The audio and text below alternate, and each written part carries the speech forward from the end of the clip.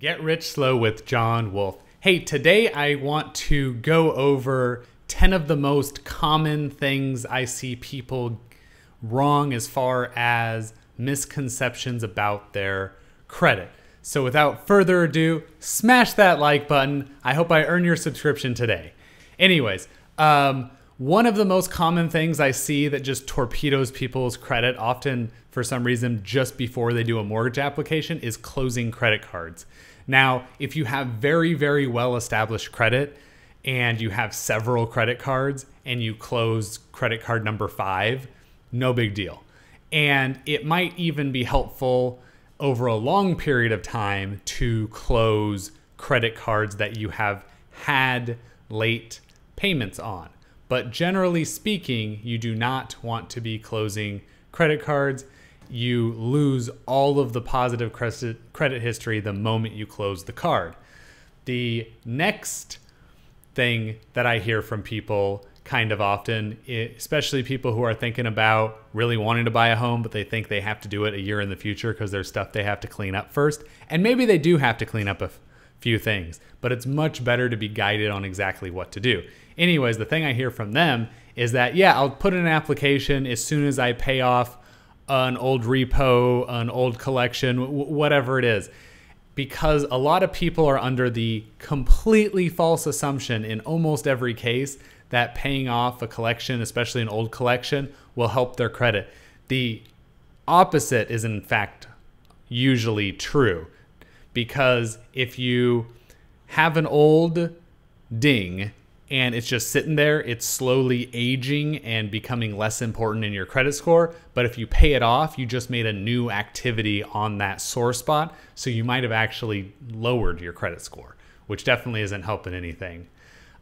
Huge one now, and this is totally new, and I haven't talked about this before in these videos, is if you call in and apply for the mortgage forbearance, COVID-related stuff, if you do that, it puts a mark on your credit and your credit score will go down. What I have actually seen is like people probably losing 20 to 40 points, but that's definitely not helpful. That's definitely not what we're trying to do.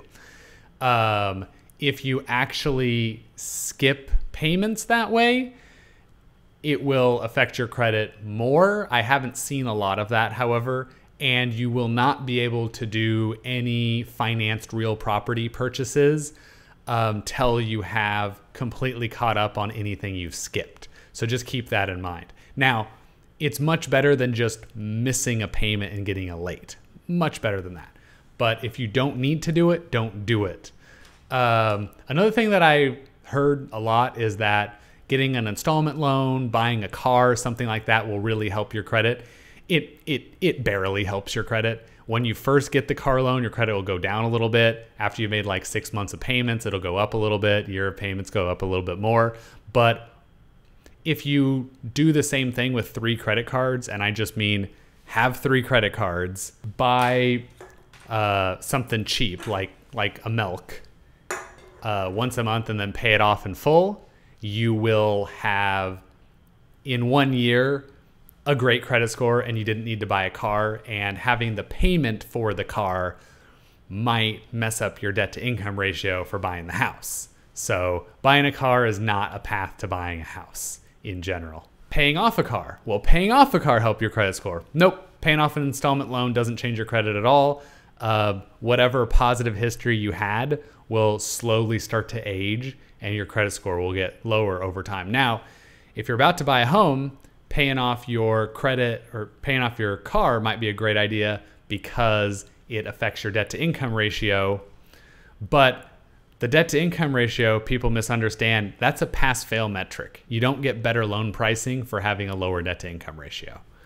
One of the most infuriating things, and it's something that I think I heard at least once or twice this week, I hear all the time, is credit pull, soft credit pull. Anything like we do a soft pull, we don't do a hard pull. So just to be very clear for everybody here, anyone trying to sell you any type of good or service, the only type of credit pull they can do is a hard pull. There are no exceptions for the normal type of loan providers like car loans, home loans, credit cards, stuff like that. Now, there is something different that you should be aware of, because I don't want you to call these people liars. The homeowners insurance type people, they pull a different thing. The auto insurance type people, the insurance people in general, they pull a different type of score. And so it doesn't affect your credit at all to do that pull, because they're not pulling your FICO score. They're doing another thing. I forget what that's called.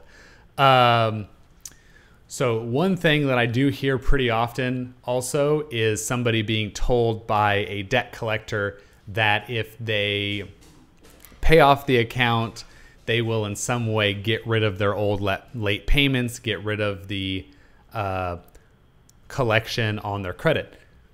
When you pay off a collection, it just changes status from unpaid collection to paid collection. The impact on your score that month is the same. No difference.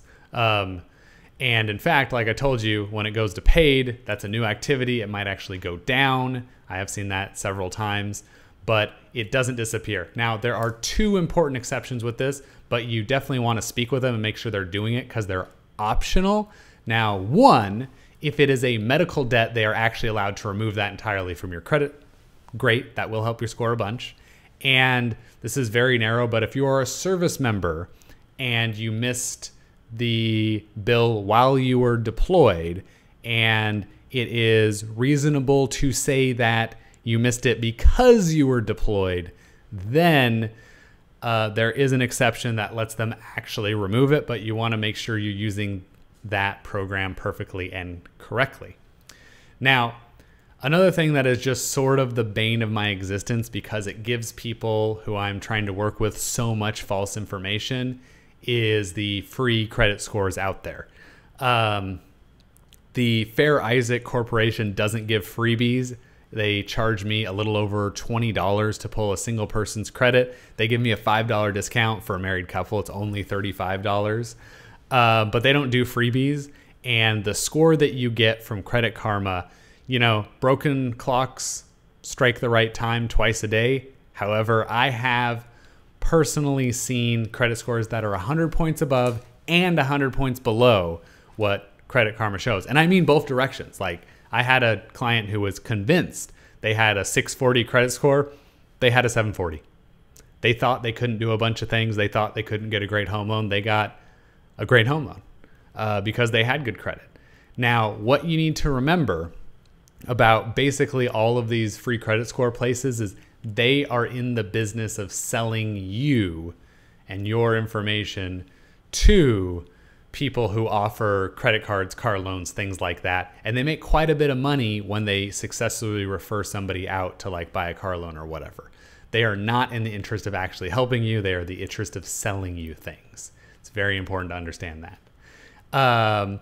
One of the other things that is kind of surprising to me, but there are a decent number of people who are waiting to apply for a home loan or something else because they seem to think that once they start their new job, you know, next month or whatever, that will improve their credit score. So income is not on your credit report at all. It's not affected on the score at all. I mean, you have to make your payments, but that's basically it. And as far as the home loan goes and the pricing for actual home loans, your income is a pass-fail as far as being enough money to buy a specific home. So there won't be a pricing difference on your home loan because you got a raise or whatever. That stays the same. Now, you may or may not qualify debt to income ratio, but that's a different story. And a tangent of that question that I get a lot is, well, if I get a raise or I start a new job, how long do I have to wait before that counts so I can buy, you know, a bigger, nicer home, for instance? And the answer to that is you don't have to wait at all. So there are different rules for different types of loan, but the general answer would be by the time, as long as you're closing for the loan on the home loan, like let's say at least 3-4 days after you get your first paycheck, it's going to be no worries as long as you didn't have an employment gap that was a month or more. 3 months is the real problem. But as long as there was no employment gap or the employment gap was less than a month. And the last one is pulling my credit decreases my credit score. And that's not an outright lie or huge falsehoods like a lot of the other ones, but people don't seem to understand how little it tends to matter. And let me give you the whole lay of the land on here because there's some important nuance here. All right. So basically, if you pull your credit once in a month, the score that it shows you is actually with the credit score already reduced from that pull. And honestly, this seems like a random number. I can't figure it out, but you'll lose between 0 and 4 points. Like lots of 1s and 2s in there, but sometimes 0, sometimes 4 points. And if you pull your credit score for the same reason at the same type of provider, in almost all cases, it counts as one pull. Like, let me just give you an example. If you go to Dick Hanna Honda and pull your score there, and then you go to the Toyota dealership, I forget what auto group they're with, that's a bit down the street, and then if you come back to the Subaru Dick Hanna on the same street and you let them all pull your credit, it will show one credit pull as far as losing points, as long as you do that all within 30 days. Now, there's an important thing to know, especially just when you're auto shopping, is that they will be sending your loan to Honda Finance, Subaru Finance, IQ, Columbia Credit Union, like some other places. And each time they send it out, those all count as real pulls. So you don't want to go into the actual please get me financing part of the car purchase until you're reasonably sure which car you're getting, or at least which auto dealership you're going to. But if you just want to check your credit like for real and you're interested in doing a transaction, losing the 1 to 4 points isn't going to hurt you nearly as much as not knowing where you stand. Also, really important, you have different credit scores for different things. So your score for buying or getting a new credit card is a different number and takes different math into account than if you're getting a car, is again different than if you're getting a home. And they're not necessarily better or worse. They actually look at different things. Anyways, I hope you learned a lot. Make sure to smash that like button if you haven't already. If you don't like this video, hit the dislike button twice. And if you need a home loan refinance in the Oregon or Washington area, I hope you please reach out to me. Have an awesome day.